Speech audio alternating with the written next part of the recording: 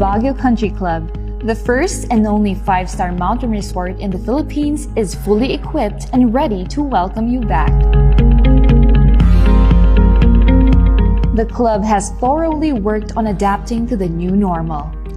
The usage of any of the facilities and amenities of the club is governed with specific rules, regulations, and procedures in accordance to the medical, physical distancing, and disinfecting protocols. And as you return back here to your second home and make new memories with us, we assure you that at the Baguio Country Club, you do not have to worry because we can assure you that the club continuously puts great importance to the health, safety, and wellness of its members, guests, and employees.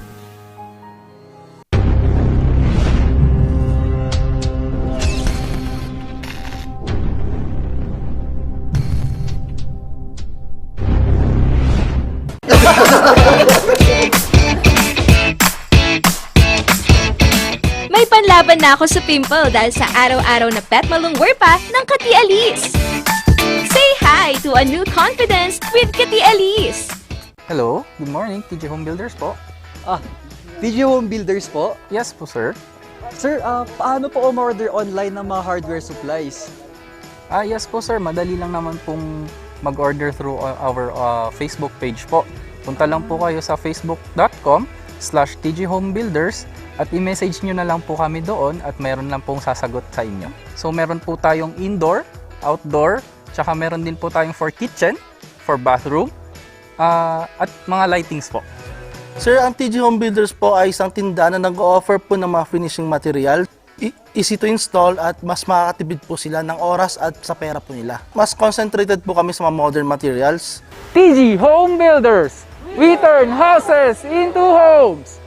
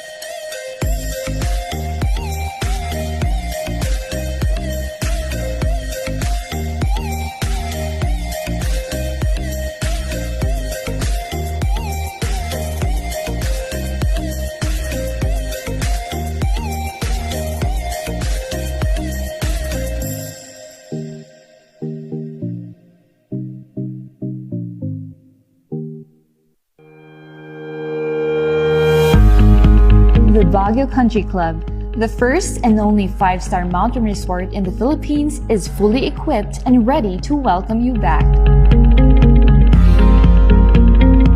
The club has thoroughly worked on adapting to the new normal. The usage of any of the facilities and amenities of the club is governed with specific rules, regulations, and procedures in accordance to the medical, physical distancing, and disinfecting protocols. And as you return back here to your second home and make new memories with us, we assure you that at the Baguio Country Club, you do not have to worry because we can assure you that the club continuously puts great importance to the health, safety, and wellness of its members, guests, and employees.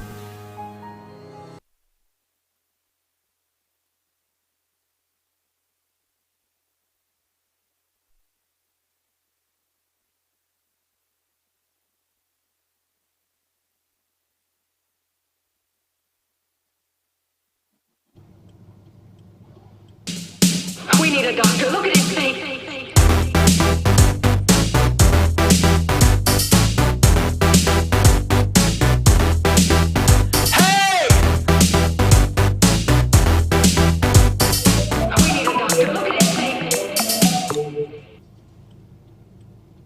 Hello, good morning. Good morning, good morning. This is Dr. Ursula, broadcasting all the way from San Carlos City. Magandang umaga po. Do you hear me right now? Good morning, Doc. Good morning, Ma'am Cynthia. The Good Rangers. morning, Doc. It's Tuesday morning na naman. Usapang itanong mo kay Doc. Samahan po ninyo kami ng isang oras, 9 o'clock hanggang 10 o'clock. Ayan. Doc, I'm Okay. here all the way from Kawayan, Isabela. Napakalakas po ng ulan Kumusta po ngayon dyan, dito. sa Kawayan? Kumusta po dyan? Napakalakas po, Doc, ng ulan. In motion pa yata kayo, so ingat kayo. Ingat Opo, kayo. Doc. Okay. So ngayong umaga, ang pag-uusapan natin, Ma'am Cynthia, ay yung request ng isang pharmacist namin dito sa San Carlos ay yung indications for C-section. Kasi tinatanong niya kung pag siya ba ay na-CS, palaging CS, yan po ang kanyang tanong. Opo, Doc. Karaniwan ano po ba? masasabi Tama mo nga doon? po, Doc. Ano yung naalala mong dating sinasabi ng mga naunang mga doktor ng unang panahon? May naalala ka bang sinabi na pag na-CS ka, palagi ka na bang masi-CS? Parang, Doc, ang sabi po nila kung kaya mo siyang i-normal po pwede. Tama po ba, Doc? Yes, tama. So tama ka, Ma'am Cynthia. Nung unang panahon lang nila sinabi na meron yung patakaran o adage na once a C-section, always a C-section. Pero luma na po yun na practice ng mga obstetrician gynecologists. Kaya sabi niya, tinanong niya tuloy kasi ayaw niyang ma-CS muli, ay dapat ba ulit akong ma-CS? Sabi niya. So ngayon, ang pag-uusapan tuloy natin, request niya, si Ma'am Irene ng Lourdes Pharmacy dito sa San Carlos City, yan ang kanyang request na pag-usapan. Opo, Okay. Doc. So, ang masasabi natin, kung ang indications nung nakaraang C-section at pagkatapos ma-review, kung ang indication ng nakaraang C-section ay yung first C-section niya ay tungkol kay baby, halimbawa nagmadaling ilabas kasi may nangyayari sa kanyang hindi maganda at hinabol ang buhay niya para mailabas lamang, mataas ang chance pwede siyang makapag-normal sa susunod. At especially kung ang kanyang pagitan o yung may pagkakataon na makarecover, yung kanyang matres, papayagan siya ang manganak ng normal. Diba? At nangyayari na po Opo, yan. Doc. May mga walang exact na datos pero yung mga datos naman kasi relative yan. Depende sa mga practices. Kaya it's not really important to know the data as far as the layman. No? But what is important is it's happening. Hindi ba? Pero going back, Ma'am Cynthia, ikaw ba nanganak ka ba na C-section o normal? Doc, hindi po. Puro normal po akong nanganak.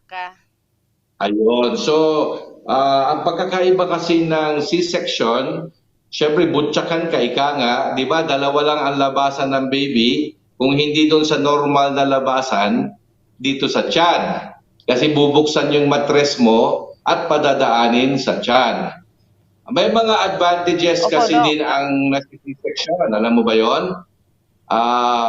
May advantages din. Siyempre, mas mabilis ilabas yung baby, so hindi ka mamamatayan ng baby na mahirap dinala ng 9 na buwan. Kung ikaw ba naman, Pero 9 na Doc, buwan may nalagaan. Doc, gaano po ka-risky ang isang C-section? Hindi na ngayon masyadong risky ang C-section dahil magagaling na mga doktor na kapag training na, parte na yon ng kanilang training program. May anesthesia na rin kaya hindi naman masakit hindi na rin tayo natatakot sa mga infection kasi meron na rin tayong antibiotiko. Kaya modern na po, in fact may mga ibang journal na nagsasabi baka nga mas maganda pa nga C-section for as long as there is an indication kasi hindi matotraumatize yung birth canal mo. Kasi alam mo yung mga nanganak ng 10 o basta marami, no? Sa bandang huli kasi lalabas yung alam mo yung bunay, yung lalabas Opo, yung Doc. mattress. Yun ang isang implikasyon ng hindi na CS at nanganak ng tuloy-tuloy na normal at nagkaroon ng mga prolonged labor, nadadamage yung mga partes ng katawan na karatig ng matres tulad ng yung ihian. Kaya minsan pala nangitig ay napatawa ka lang, nagbuhat ka ng mabigat, nag-malfunction na yung ihian mo, may incontinence ka ang tawag. So going back, Ma'am Cynthia at mga Opo, Doc. mga listeners natin, lalo na kay Ma'am Irene na pharmacist, kung nakikinig siya ngayon, ang mga C-section ay dalawang indications that we can remember. Yung maternal indications, yung mga issue tungkol sa nanay at issue tungkol sa bata. Pero kung isi-shortcut mo, remember mga P's, P ang capital P ay ibig sabihin ng passenger, yung bata. Kung malaki masyado ang bata, malamang masi-CS. Siyempre, ang laki, di ba? Halimbawa, sino Opo, yung... hindi kayang ilabas. Oo, hindi kayang ilabas. Kesa magkaroon ng aksidente, shoulder dystocia, mag-CS ka na. Kung halimbawa, yung sa diretsahang salita, kung 4 kilos, ay wag nang pangarapin, lalo na kung hindi matangkad ang nanay. 4 kilos na bata, yung 4 kilogram or 8 pounds, 8 pounder, no? Mahirap ilabas yan, kaya malamang isi-CS ang mga yan. Yan yung tinatawag na passenger. Yung passage naman, kung maliit yung sipit-sipitan, kahit naaliit ng bata, kung talagang nag-contract siya or maliit, yung parang hindi niya maalaw na dumaan yung baby, then therefore, masi-CS po yan. So lahat ng abnormalities regarding the pelvic cavity ng isang nanay, at usually ang nakikita natin na risk factor ay yung mga may android or anthropoid na pelvis, or yung parang lalaki ang mga pangatawan, or hindi matatangkad. Kaya maswerte ka, Ma'am Cynthia, dahil normal ka lahat, ibig sabihin, maganda yung anatomy mo. So, nagva-vary Ano mga din siya, Doc, sa anatomy ng isang babae pag na-CS ka? Opo, factor po yung tinatawag na passage, yung anatomy ng babae. Pag yung mga 4'11", yung mga below 5 feet, malamang nasi-CS po yun kung ang laki-laki ng baby. At kung minsan kahit hindi malaki ang baby, nasi-CS pa rin po sila. Ang susunod ay yung tinatawag na powers. Ang ibig sabihin ng Doc, may power, question kung ako. mahina. Sige po. Hello, Doc. Yes? Doc, Go may ahead, Ma'am question Cynthia. ako. Pag Opo. ba ayaw mong mag-labor, pwede lang bang sabihin sa kagaya mo na doktor na, Doc, pwede bang i-CS mo na lang ako? Pwede lang po ba yun, Doc?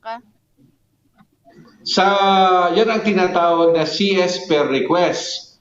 May ganyan talaga dahil ang relationship ng pasyente sa doktor, sila lang naman ang nagkakaintindihan. So, walang dahilan para sabihin nating pigilan yung kagustuhan ng pasyente. However, yung Philippine Obstetrical and Gynecological Society, gumawa siya ng guideline na kung pwede, wag masyadong abusuhin yung like mo lang, porque like mo lang. Pero may tinatawag na waiver na kung gusto mo talaga ng pasyente, pipirma ka dahil ang point of view is syempre ang masi-CS mas mahal, Ma'am Cynthia, di ba? Mas mahal ang bayad. Opo, Doc. Di ba?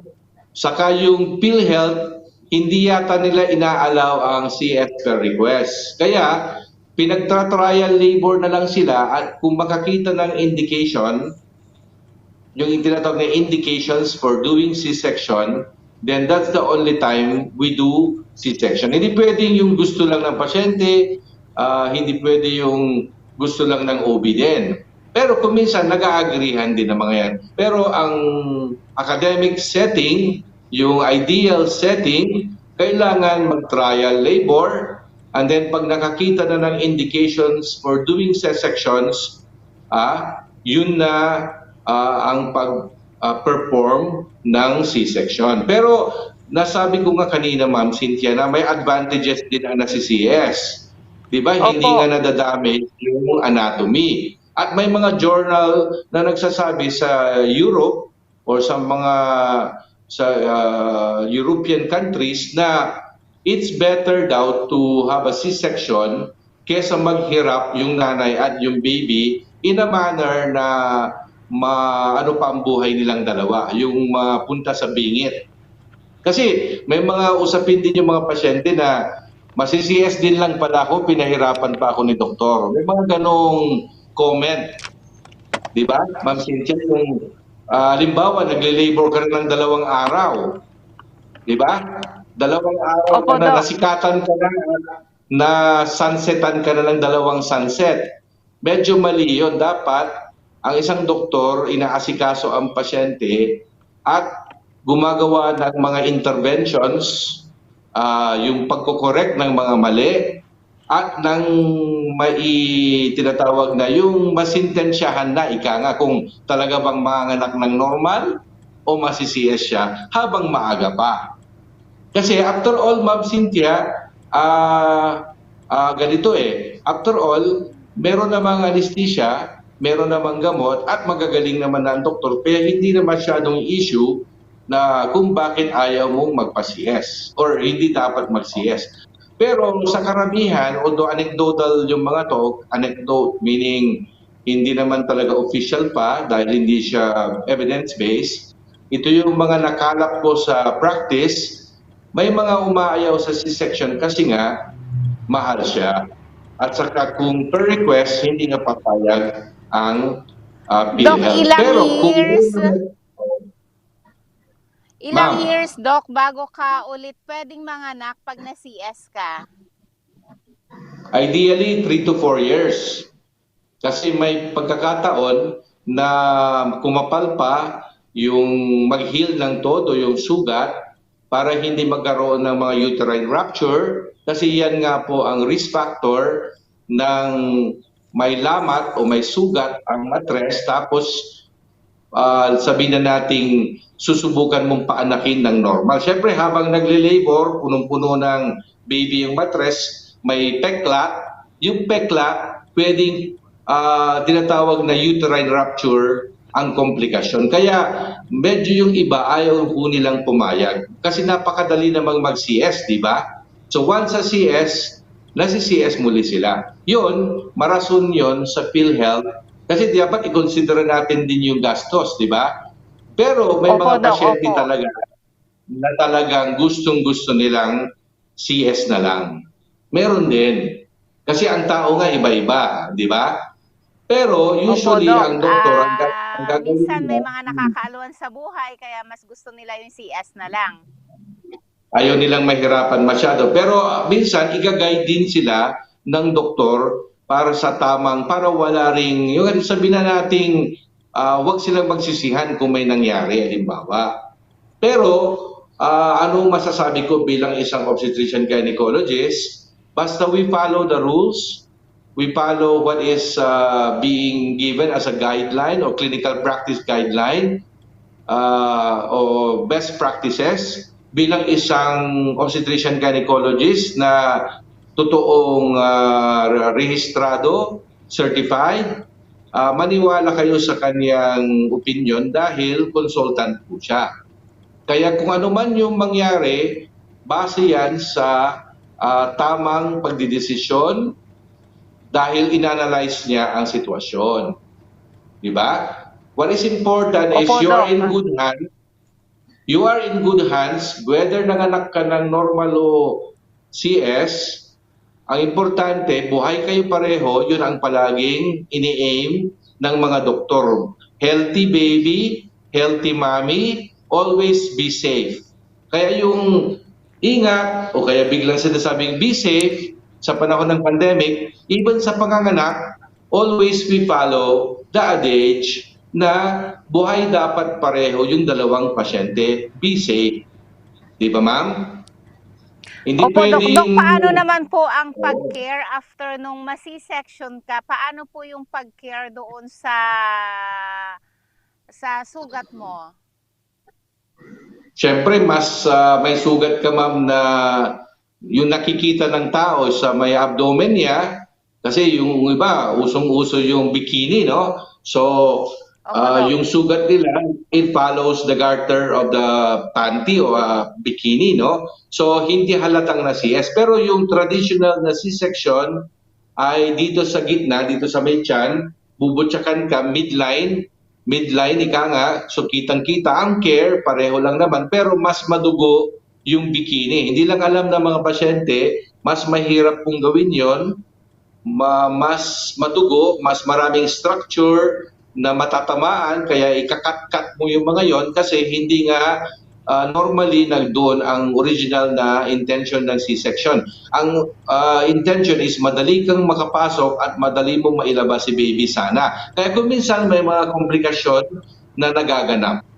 Kaya yung care, pareho lang po, ma'am, na aalagaan, na i-dress.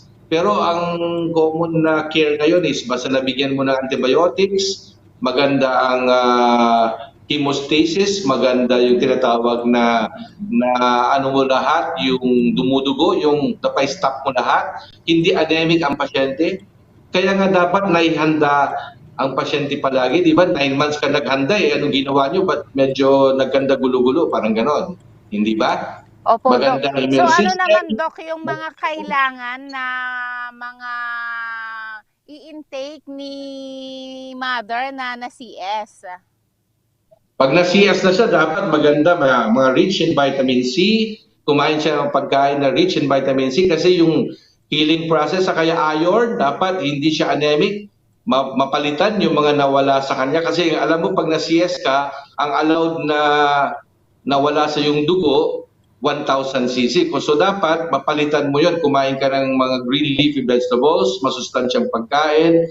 Pwedeng mag-supplement na very rich in vitamin C, ganyan. Yung mga A, C, E, kompleto yun. Tapos yung mga product na minsan ang ganda ng may malunggay, kasi yung malunggay, nakakatulong din yun sa pagpapadede, ika nga. Di ba ang ganda rin, no?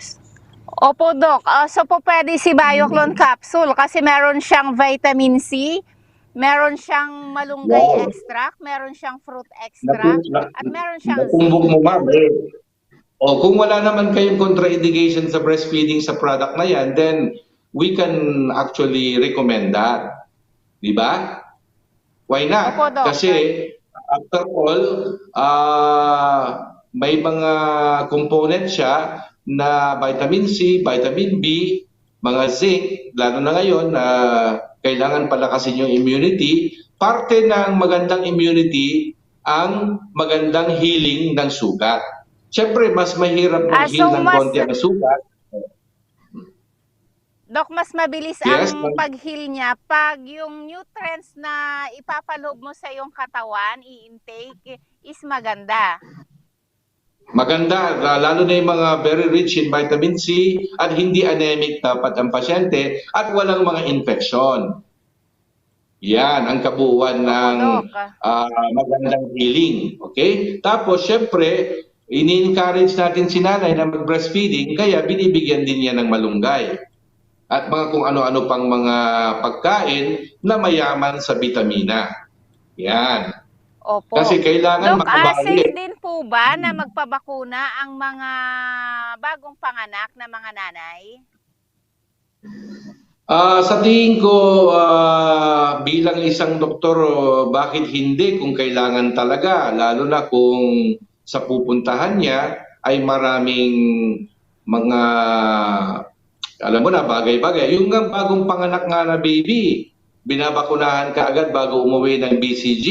So, in general, ang tanong naman, ang bakuna ay maganda po. In fact, yung iba pa nga, bago nga umuwi, may mga binibigay na rin na family planning, lalo kung na CS, ayaw nila kasing mabuntis kaagad, may mga nag-i-insert na ng mga foreign body, yung parang IUD or mag-i-implant. Basta yung mga bagay na hindi makakasagabal sa breastfeeding. Kasi alam mo ma'am, yung gumagamit ng pills, hindi maganda yung pills kung gusto mong mag-breastfeeding. Kasi yung pills na may estrogen, yung estrogen part, pipigilan niya yung pag-produce ng milk. Okay. Yes. Kaya sa tingin ko, in general, although ang tanong mo ay bakuna, hindi kasi ako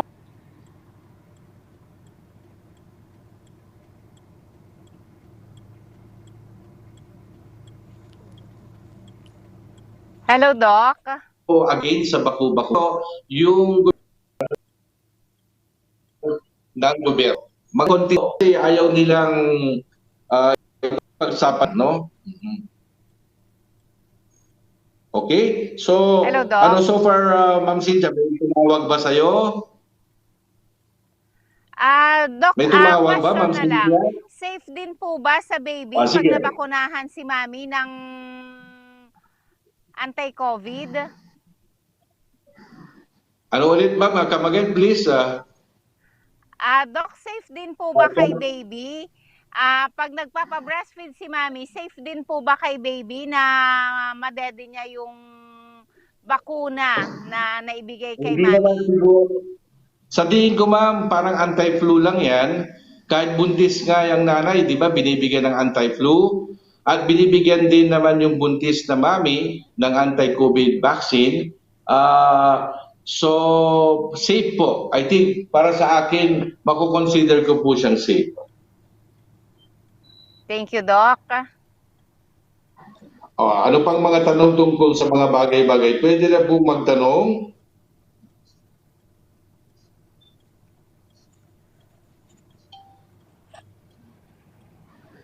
May mga issues pa ba kayo?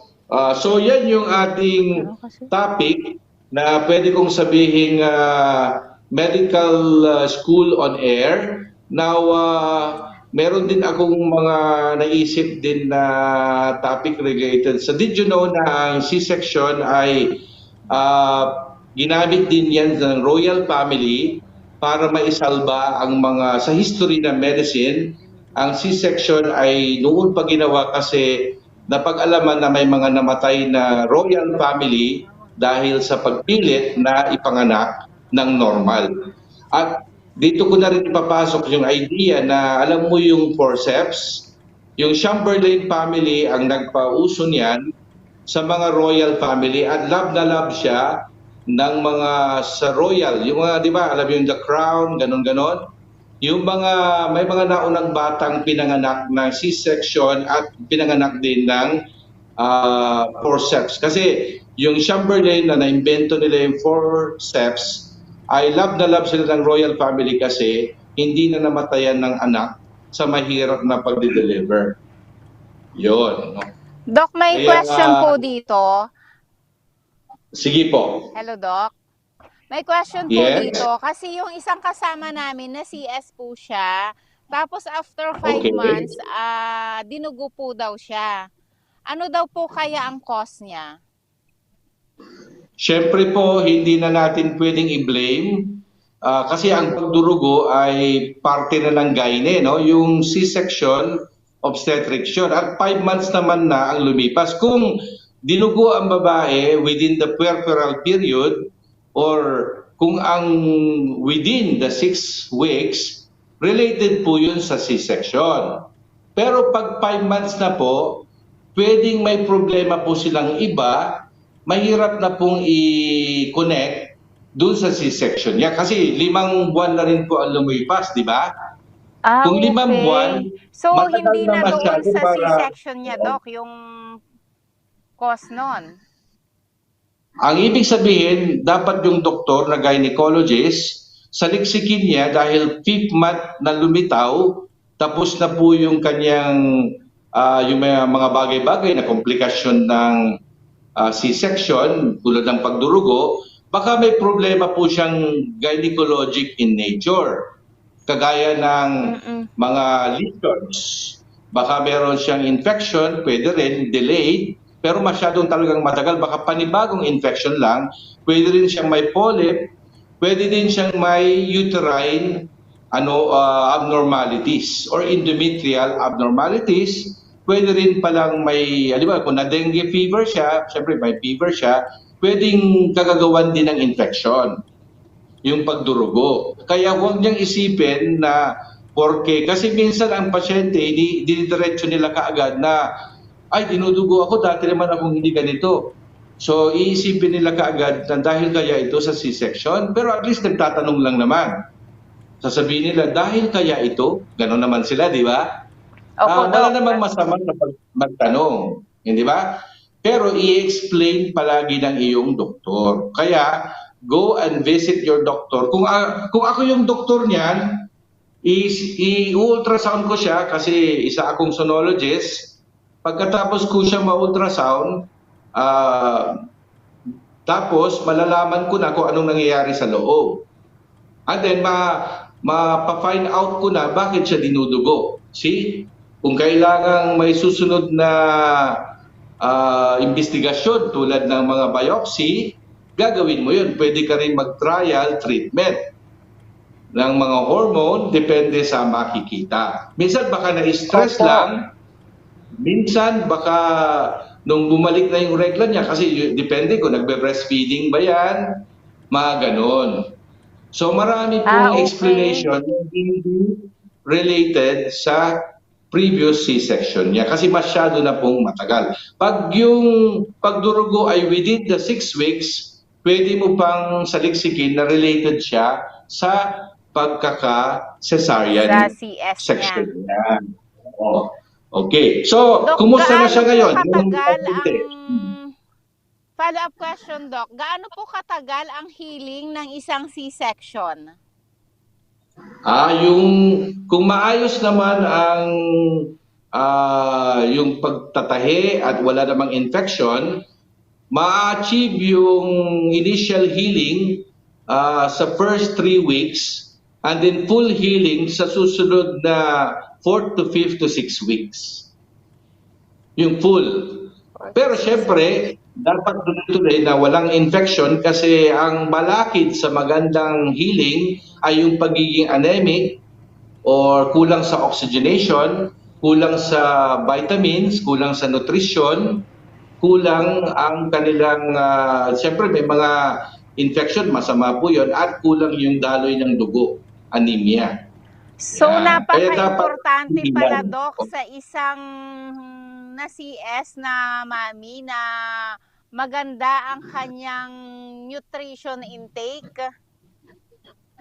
Correct. Totoo po yan, ma'am. Dapat we cannot overemphasize the value of nutrition. Parang ang usapin ngayon, nutrition, nutrition, nutrition. Talagang yan ang highlight ng lahat ng bagay. Mapa-COVID, mapa-operasyon, mapataas ng immunity, gustong maging healthy. Di ba sa 8 na sinabi, number 1 po ang nutrition at mga food supplementation. Number 1 po yan. Hindi yan mai-deny. Hindi yan mai-deny ng mga kahit yung mga medyo may mga taong hindi naniniwala sa mga good nutrition. Di ba? Hindi natin mai-deny ang mga yan. Siyempre, along with it, dapat healthy palagi kung iinom ng water, ituloy ko na lang. Siyempre, nutrition, good air, water, good rest, good sleep, sun, mag-exposure to sun, vitamin D. Kung walang sun, di uminom ng vitamin D sa mga countries na may winter, di ba? Kaya yung mga kamag-anak mo, ma'am, sa Canada, painumin mo sila ng vitamin D. Ganyan. Tapos yung avoid stress, ganyan, no? Avoid stress, huwag magproblema kasi bababa resistensya at lalo kang magka-cancer, magkasakit. Actually, ang number 1 cause ng mga sakit ngayon is stress. Kaya cool lang. Parang si Ma'am Cynthia, cool na cool kahit nasa para kawayan. ma-avoid, Doc, ang stress, so okay lang ba na magpamasahe, ganoon, para matanggal ang stress, ma-distress ka? Isa yan sa mga ginagawa ng mga tao, yung Hindi lang de-stressing, yung pampering oneself, loving oneself. Opo. It's a form of loving oneself. Hindi yung kayod kalabaw ka palagi, parang pinapabayaan mo ang sarili mo, masama po yun. Kaya mahalin ang sarili by being touched or yung pampering, do something that relaxes you, isa yan ang masahe. Di ba? Opo, Dok. Ay, yung mga iba naman, Dok, na ayaw lumabas ng bahay, especially ngayon sa panahon natin, nandiyan siya ang Opo. yung paumasahe. Po, pwede lang pong ipamasahe ninyo sa mga kasama nyo sa bahay. Napakasarap po Ayun. ng amoy niya. 4 na variants ang pagpipilian. So may aromatherapy pa siya. Kung gusto mo ng Yes po, Dok. pampatulog, ma-relax ka, yung maaliwalas, yung isip mo, hindi ba ma'am? Meron din yung mga Yes, Dok. parang Napaka-importante ngayon na Oo. stressful, dapat hindi ka stressful sa lahat ng bagay. Tapos ang kaigihan ng masahe ma'am, meron din po siyang yung gaganda ang daloy ng dugo mo. Alam mo ba kung bakit Yes, pinapailawan natin? Nung nanganak ka ba ma'am, may tanong ako sa iyo. Nung nanganak ka ba ma'am, pinailawan yung operasyon mo na episiotomy sa may bandang puwerta mo? Naalala mo yon? Yes po, Yung Dok. nilagyan ng Opo. ilaw? Alam mo, Opo. yung body heat, yung it promotes healing yon kasi syempre kung magdadilate yung sugat, yung around the area, mas dadaloy, ma-irrigate, pupunta dun yung mga cells na makakatulong sa at nutrition, kaya mabilis ang paggaling pag nilalagyan ng heat. So it's a So form yun pala of... ang purpose nun, Dok. Yes. Na-divert ako kasi isa yun sa mga dapat natin i-explain sa mga nanganak. Pero sa C-section, dahil hindi naman basta maganda ang sugat at maganda naman yung daily care, or sometimes ka, wag mo na nga pakialam, wag mo na lang basain kasi yung pagiging wet mas nakakasama sa mga sugat. Kaya pabayaan mo lang na mag-action ang katawan natin para sa healing. Mas importante, walang anemia at walang infection, no? Kaya requirement natin yung Opo, mga Doc. yun palagi. Healthy. A healthy body will always result to a healthy, all is well that ends well, ika nga, no? Kasi end ka ako Opo, kasi kasi parang Doc, malapit di na po ba magwala. pag na-CS ka is, especially kung nagbe-breastfeed, mapupuyat ka parate, kaya kailangan mo ng added na supplement para lumakas parati yung immune system mo. Tama. Kasi yung pagpupuyat, at tapos natatanggalan ka pa ng milk, tapos baka nahihirapan ka pang mag-produce ng milk.